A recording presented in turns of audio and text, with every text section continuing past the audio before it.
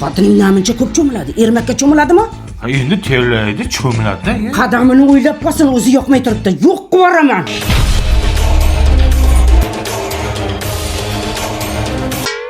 Cho'milayotgan bo'lsam 2 paqir suvga cho'milayapman. Ayrim joylarimga suv yetib borayotgani ham yo'q. Bilaman. Menga qarang, yo meni tanlang, yo onangizni. Menga sen ham, onam ham kerak.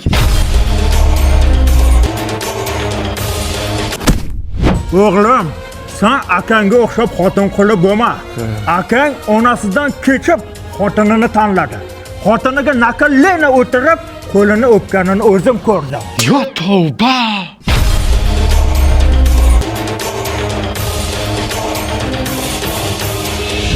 Menga qarang. Akangiz xotin quli bo'lsa zo'r-ku. Zo'r. Undan ko'ra lalaymasdan tezroq uyinamizga oling.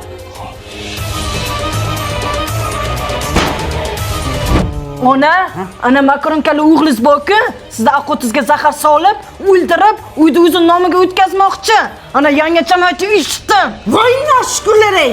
Men ana katta ho'kizi bolasiga ertalabdan kechgacha qarayman. Tuvagini to'kaman, po'qini yuvaman. Menga bo'lgan rahmati shumi? Kerak bo'lsa bolasiga o'zi qarasin.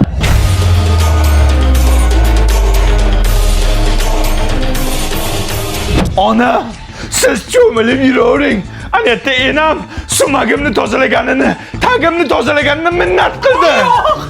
Undan ko'ra lalaku tagligidan kiydiringlar. Ertalabgacha mazza qilib uxlayman. Namlik tushaydi. Allergiyam chaqirmaydi ona. Dada, siz tug'ilganimda qo'y so'ygan ekansiz.